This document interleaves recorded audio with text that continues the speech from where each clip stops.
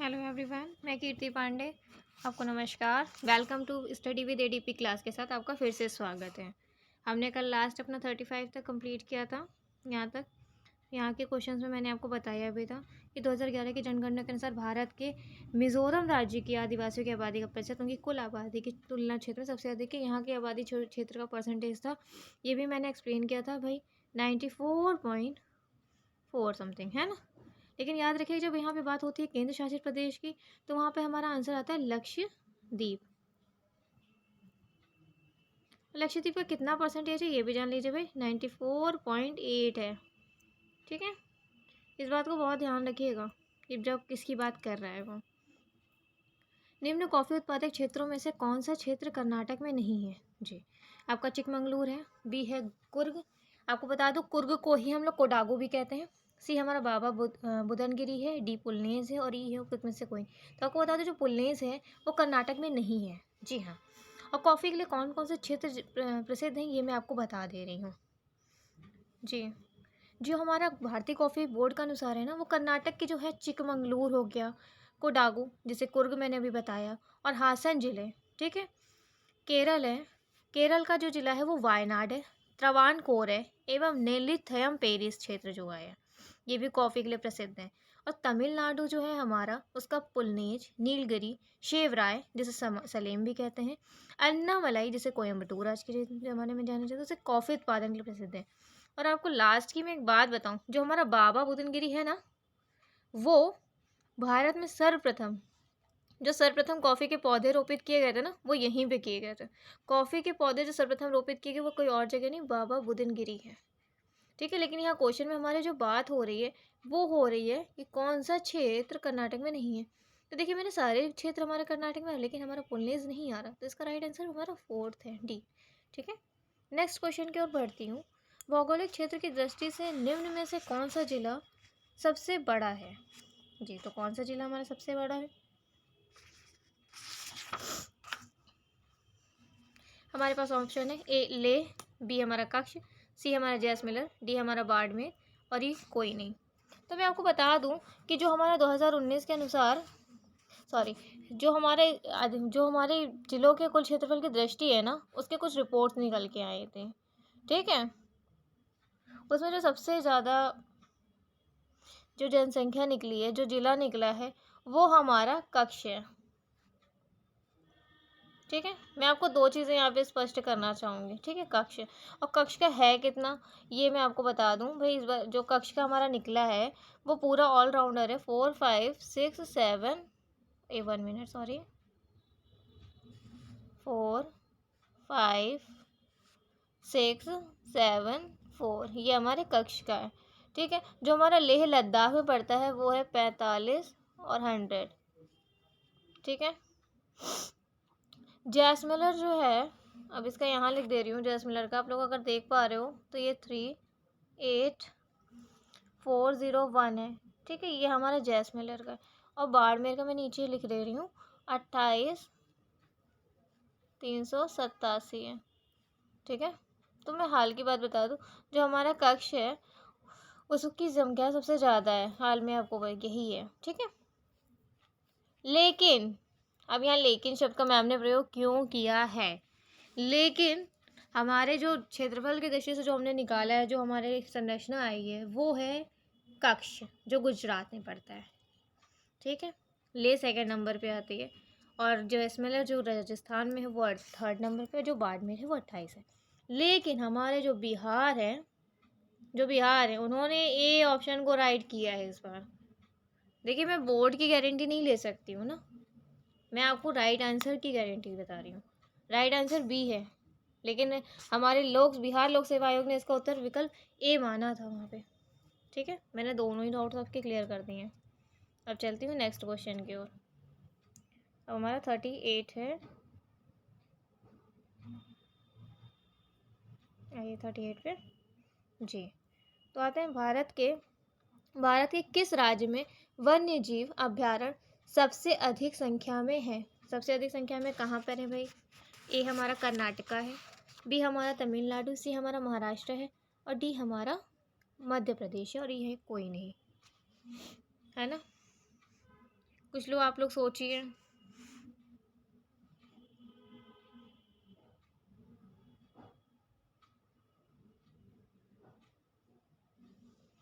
तो इसका right answer जो है ना वो सी है। सी क्यों है?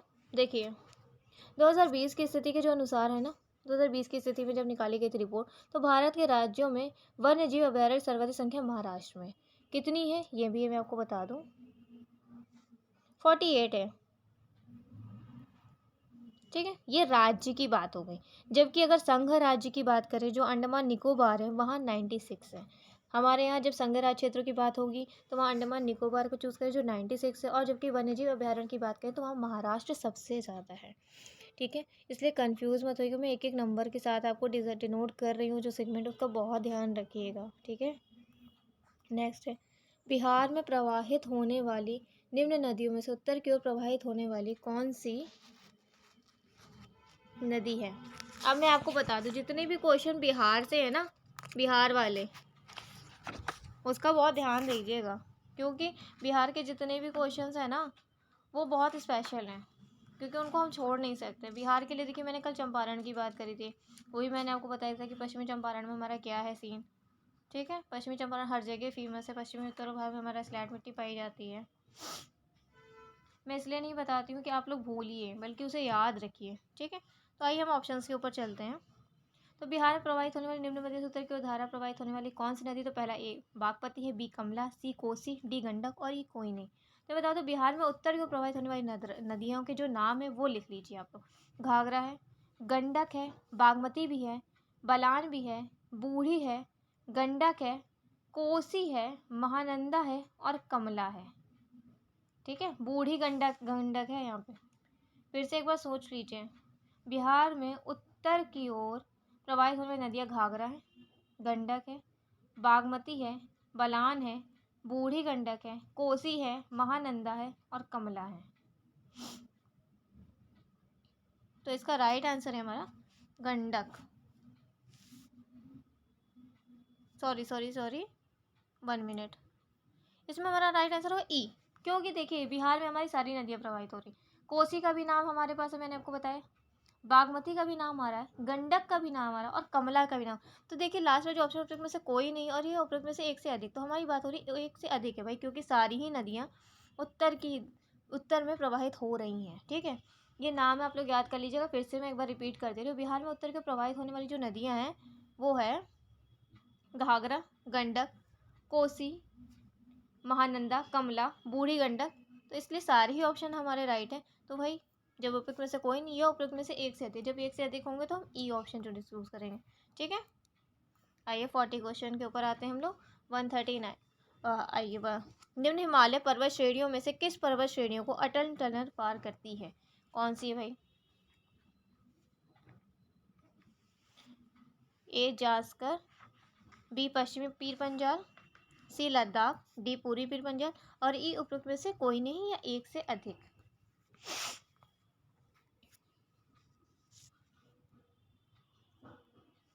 जी, तो इसका राइट आंसर है डी, जी पूरी पीर पंजाल। अब आपको बता दूं, जो अटल टनल की बात हो रही है, ठीक है, अटल टनल कितनी है, इसकी लंबाई, कहाँ है हमारा अटल टनल, सबको पता होना चाहिए, 9.2 किलोमीटर है।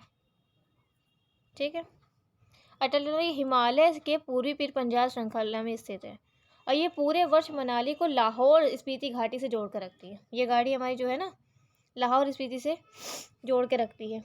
ठीक है, और वर्ष 2002 में तत्कालीन प्रधानमंत्री अटल बिहारी वाजपेयी ने इस टनल की पहुंच सड़क की आधारशिला रखी थी। ठीक है, तो इसलिए पूर्वी पीर पंजाल को ज़्यादा महत्व दिया गया। और हमारे 2020 को रोहतांग में प्रधानमंत्री नरेंद्र मोदी जी ने अटल टनल का उद्घाटन भी किया है। ठीक है, तो अटल टनल जो है वो पूर्वी पीर पंजाल को पार करती है। ठीक है, 41 है, आइए देखें 41 में क्या है। विधि का नियम कानून का अधिराज्य का क्या मतलब है? क्या मतलब हो सकता है भाई? ध्यान देने वाली बातें हैं। तो देखिए ऑप्शंस पे आते हैं, सभी के लिए कानून और सभी के लिए एक न्यायतंत्र, सभी के लिए एक कानून और सभी के लिए एक राज्य, सभी के लिए एक राज्य और सभी के लिए एक न्यायतंत्र, और डी है एक के लिए सभी कानून और सभी के लिए एक न्यायतंत्र। जी, तो मैं आपको बता दूं जो विधि का नियम है वो हमारा है सभी के लिए एक कानून, सभी के लिए एक न्यायतंत्र। जी, हमारे यहाँ एक कानून की ही एकता है सबसे बड़ी बात। विधि का नियम या कानून का अधिराज से जो तात्पर्य है वो जान लीजिए। सभी के लिए एक कानून और सभी के लिए एक न्यायतंत्र है। जी हाँ, विधि के नियम को ही कानून का अधिराज्य भी कहते हैं। विधि का नियम का सामान्य अर्थ है कि देश के कानून के समक्ष सभी नागरिक समान है और कोई भी व्यक्ति कानून से ऊपर नहीं है। हम लोग अभी भी जानते हैं कोई भी क्राइम होता है, हम लोग हमेशा कहते हैं ना कि हमारे यहाँ जो भारत में जितनी भी चीज़ें हो रही हैं वो सभी के लिए न्याय है, सभी के लिए न्यायपूर्ण पक्ष रखा जाता है, सभी लोगों को समान है। किसी के साथ ये नहीं है कि कोई बहुत बड़ा या छोटा है, ऐसा कुछ भी नहीं है। जो रूल बनाए गए किसी के लिए छोटे के लिए वही रूल बड़े के लिए है, चाहे वो कोई भी चीज़ हो। ठीक है, तो इसीलिए विधि का जो नियम है वो सभी के लिए एक कानून और सभी के लिए एक न्यायतंत्र है। अब ये जो संविधान के जो मौलिक अधिकार की बात कर लें, ये अनुच्छेद 14 में विधि के समक्ष समता और विधियों के समान संरक्षण का अधिकार प्रदान किया गया। यह अनुच्छेद 14 में बताया गया है। साथ ही साथ कानून किसी व्यक्ति के साथ धर्म, जाति या लिंग के आधार पर भेदभाव नहीं कर सकता। मैंने अभी आपको बताया कि कोई बहुत बड़ा पैसे वाला है, कोई गरीब है, उसके लिए लॉ जो है ना वो सब जगह सेम है। तो विधि का जो नियम और कानून का अधिराज है ना वो सेम टू सेम है, किसी के साथ भी चेंजमेंट नहीं अनुच्छेद 14 में बताया गया है। अगर जिन्होंने सिविक्स अच्छे से पढ़ी होगी ना उनको समझ में आ भी रहा होगा कि मैं क्या बताना चाह रही हूँ। ठीक है, अब आती हूँ 42 क्वेश्चन के ऊपर। पंचायती राज संस्थाओं को 29 कार्यों की सूची किस अनुच्छेद के तहत दी गई है?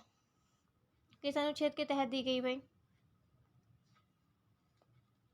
अनुच्छेद 243H, अनुच्छेद 243E, अनुच्छेद 243F, अनुच्छेद 243G या उपरोक्त में से कोई नहीं।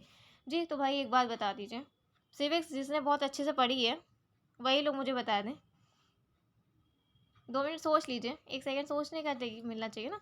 भाई बता दूँ, 243 तो सेम है, सब लोग यही सोच रहे हो 243 तो सही है। पंचायती राज संस्था को किस में डाला गया?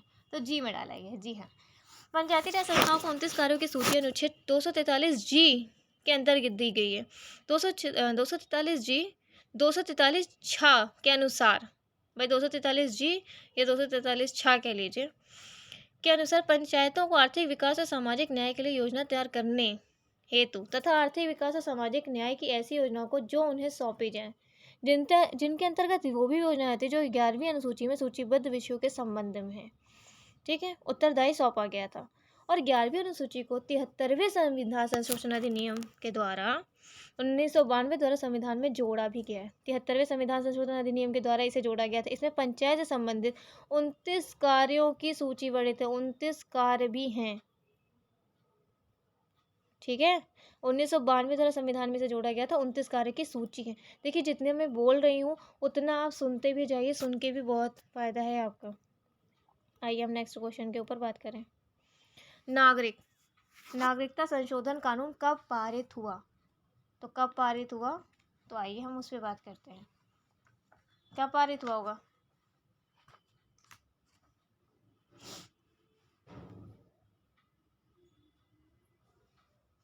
देखिए, पहला है 11 दिसंबर 2018, 11 दिसंबर 2019, फिर है 11 अक्टूबर 2019 और 11 अक्टूबर 2020।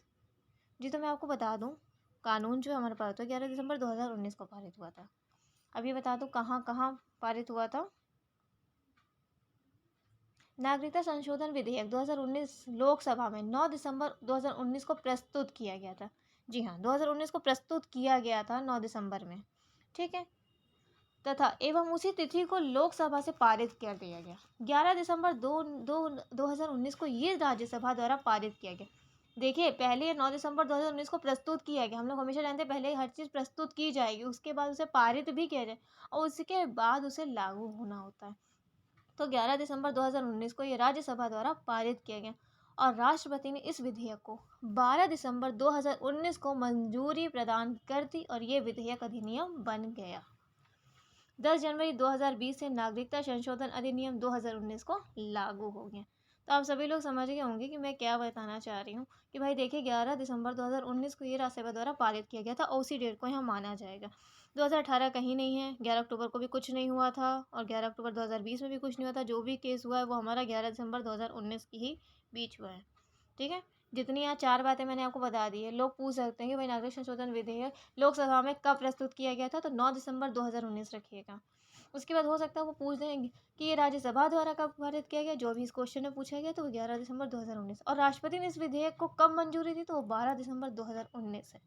और ये कब नागरिकता संशोधन में आया, तो भाई 10 जनवरी 2020 से ये लागू भी हो गया। ठीक है, अब हम नेक्स्ट क्वेश्चन के ऊपर बढ़ते हैं 44 पे। 44 हमसे क्या पूछा है, 73वें संविधान संशोधन कानून की वैधानिक शुरुआत किस संविधान संशोधन बिल से हुई, यही पूछ रहा है ना क्वेश्चन आपसे।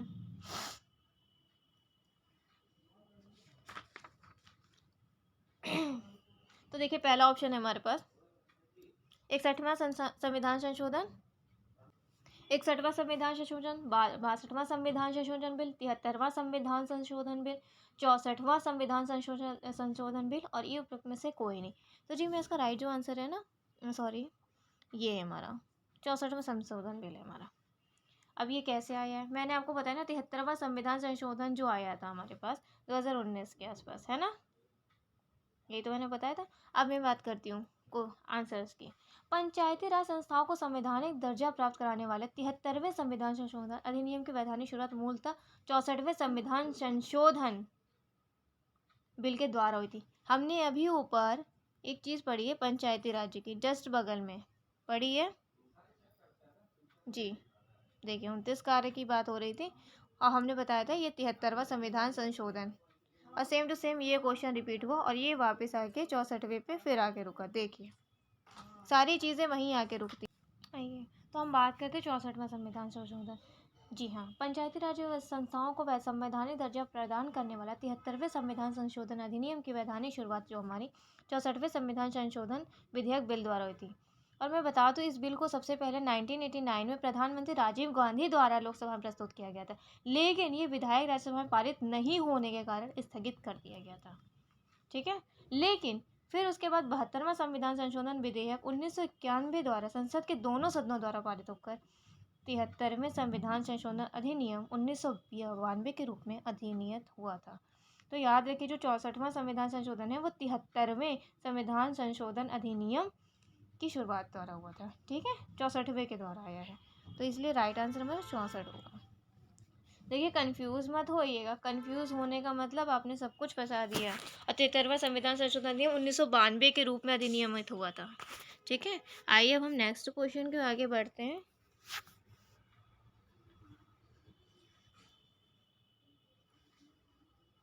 ये फिर से हमारे पास एक नया क्वेश्चन आया है और ये फिर से बिहार के स्पेशल के लिए।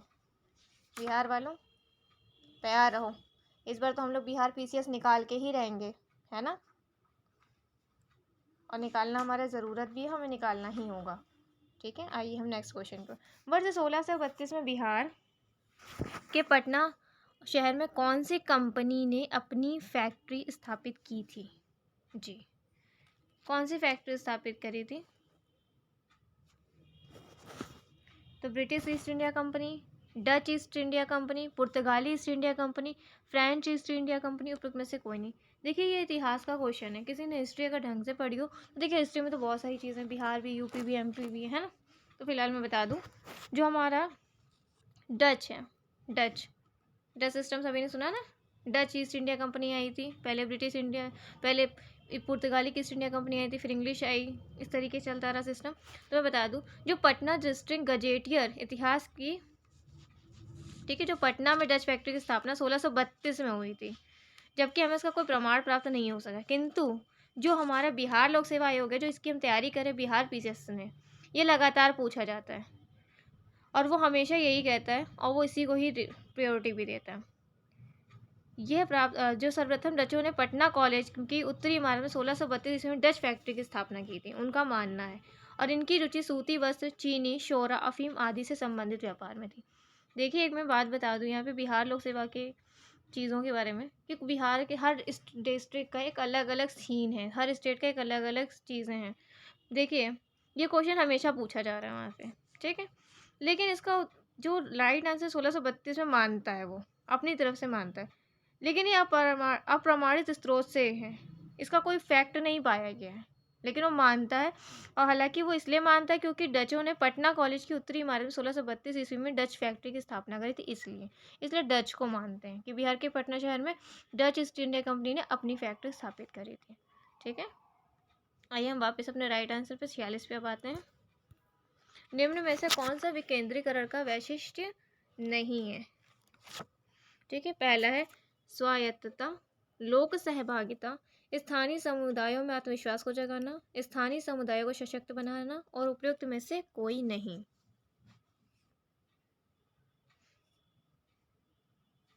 तो मैं आपको राइट आंसर पर दिख रहा होगा, स्थानीय समुदायों को सशक्त बनाना। जी हाँ, स्थानीय स्वशासन के अधिकार क्षेत्र सॉरी गाइस, फिर से हम स्टार्ट करते हैं। विकेंद्रीकरण का वैशिष्ट्य नहीं है, जिसका तो राइट आंसर है सी। इसका राइट आंसर सी कैसे है भाई? स्थानीय समुदाय में आत्मविश्वास को नहीं जगाना है।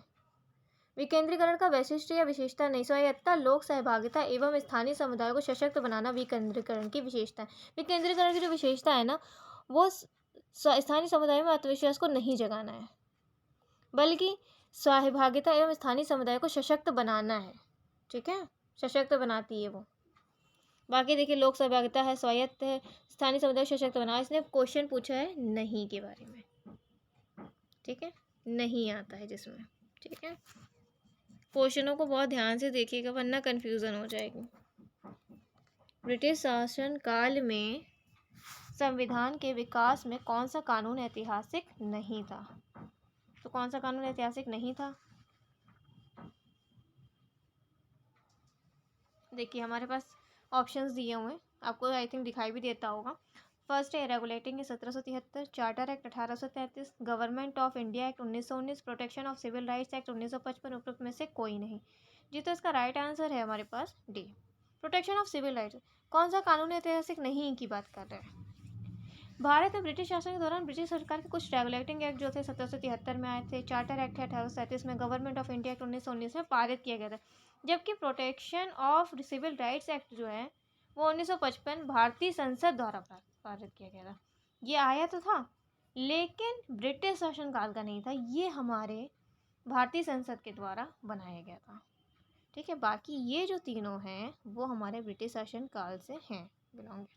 ठीक है, इस बात का ध्यान रखिएगा, कोई कंफ्यूज मत होइएगा कि ये क्या है। ये तीनों के तीनों जो हैं वो ब्रिटिश शासनकाल से संबंध रखते हैं, बल्कि जबकि ये हमारा प्रोटेक्शन ऑफ सिविल राइट से ये भारतीय संसद के द्वारा पारित किया जाने वाला था। ठीक है, अब हम नेक्स्ट क्वेश्चन के ऊपर आ सकते हैं। अब हमारे पास क्वेश्चन है 48। आप लोगों ने अपनी स्टडी हालांकि स्टार्ट कर दी होगी, और जो लोग भी मेरी वीडियोस देखते हैं कोई भी कमी होती है तो मुझे ज़रूर इन्फॉर्म किया करें, क्योंकि भाई अगर आप ही लोग मुझे बताएंगे ना कि मेरे अंदर क्या कमी है, अगर मेरी वॉइस में कोई प्रॉब्लम लगती है, आप लोगों को आप तक नहीं आ पा रही है, या किसी को भी कोई भी कन्फ्यूज़न है, तो वो हमारे स्टडी विद ADP क्लासेस और या हमारे टेलीग्राम पे कीर्ति 31 पांडे पर भी हमें मैसेज कर सकता है और हमसे पूछ सकता है।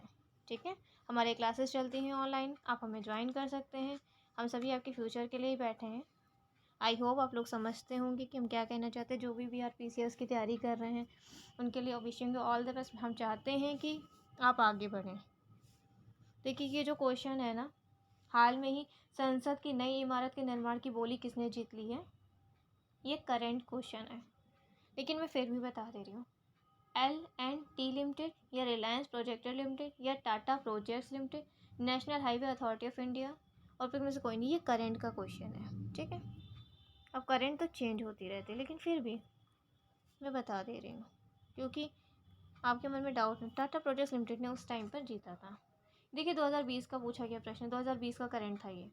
तो भारत की संसद की नई इमारत निर्माण की परियोजना, जिसको हम लोग सेंट्रल विस्टा प्रोजेक्ट भी कह रहे थे, उसका हमारा उसकी जो बोली है, या जिसको ठेका भी कह सकते हैं, टाटा प्रोजेक्ट्स लिमिटेड को मिला था। ठीक है, देखिए करंट के लिए मैं श्योरिटी नहीं ले रही हूँ, एक बार ध्यान से सुन लीजिएगा। आप लोग बिहार के लिए करंट का एक अलग ले लीजिएगा, या हमारे चैनल पे करंट लगातार भेजी जा रही, उसको पढ़िएगा।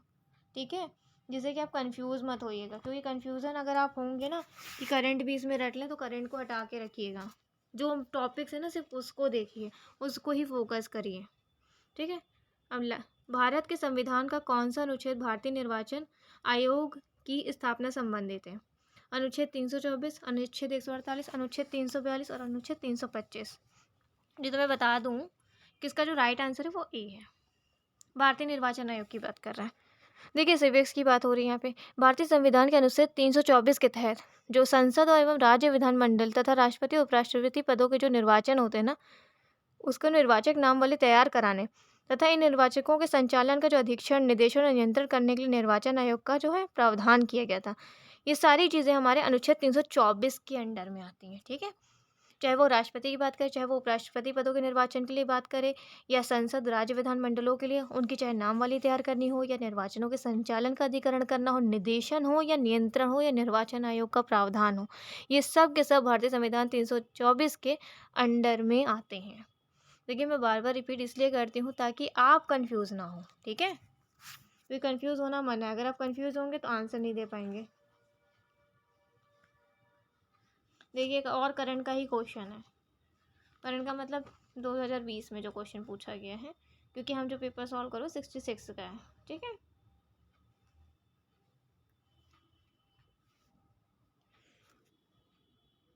वर्तमान में राष्ट्रीय महिलाओं के प्रमुख कौन है? देखिए ममता शर्मा, ललिता कुमार मंगलम, रेखा शर्मा, स्मृति ईरानी, उपरोक्त में से कोई नहीं। तो बताओ तो इसका राइट आंसर रेखा शर्मा है। जी हाँ, इन्होंने कब अपना ज्वाइन किया ये भी मैं बता दे रही हूँ। रेखा शर्मा जी ने 7 अगस्त 2018 से राष्ट्रीय महिला आयोग की अध्यक्ष बनी हैं ये। और ये जयंती पटनायक इस आयोग की प्रमुख अध्यक्ष रही हैं। जी हाँ, जयंती पटनायक जो है इस आयोग की प्रथम अध्यक्ष बनी थी और 3 फरवरी 1999 से 30 जनवरी 1995 तक थी। ठीक है, इसलिए बहुत ध्यान से पढ़िए। चलिए आज के लिए बस इतना ही, और अब हम लोग कल की क्लास में बाकी वीडियोस देखेंगे। ठीक है, wishing you all the best my students. अगर किसी को, फिर से मैं बोल रही हूँ, अगर किसी को भी क्लास के बारे में कुछ भी जानना हो वो मुझे मैसेज कर सकता है, और हमारे टेलीग्राम चैनल पे भी लाइक कर सकता है। Study with ADP class like कर सकता है। किसी को कोई भी कन्फ्यूज़न हो @कीर्ति31 पांडे हमेशा आपके लिए अवेलेबल है, हमेशा आपको जवाब देंगी। Thank you so much, bye bye, have a nice day.